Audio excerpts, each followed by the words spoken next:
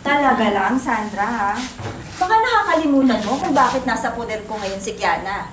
That's because of you. Talaga ba? Ay nako, Denise. Sawang-sawa na ako sa pag-good girl effect mo. If I know, mas malala pa mga pinaggagawa mo kaysa sa akin. At least ako, aminado ako sa mga katarantaduhan ko. At proud ka pa sa kagaguhan mo. Kung tinatago mo kaya yung kagaguhan mo para hindi ka kahiya-hiya sa pamilya mo. Alam mo kung anong problema sa'yo? Masyado kang needy, masyado kang insecure, masyado kang immature. Ganon, immature ako. Eh kung sabihin ko kaya kay Raymond kung anong nakita ko ngayong gabi. Dare you. O sige, dare mo pa ako. Raymond! Raymond, alam mo ba? Sige lang anak, isubo lang yan. Sige lang, sige lang. Sige lang anak, isubo.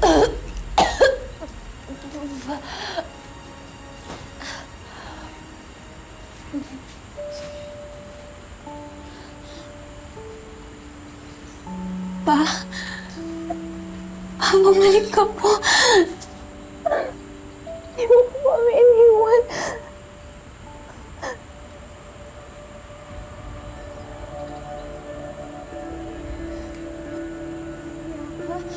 Walang iya ka! Bakit mo ginawa yan? Papa! Siya po! Si Tito Raymond po! Siya yung nakita kong kasama ni Mama.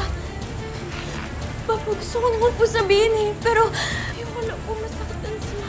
Hirapan na. Tama na!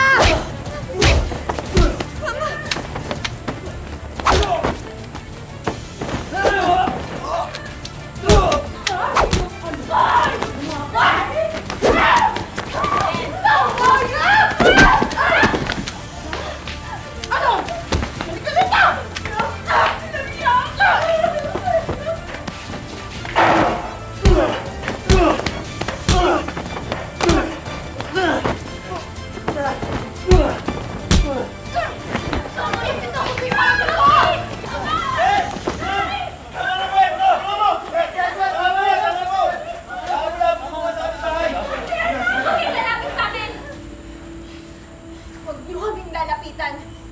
Hanggat hindi niyo kaya magpakamagulang. Wala kayong karapatan na alagaan kami!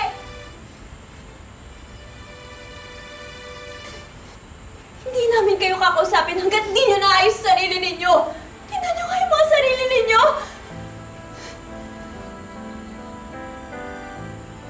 Mga walang hiya kayo! Hindi man lang kayo nahiya sa amin! Pati kami nadadamay sa mga kalokohan ninyo!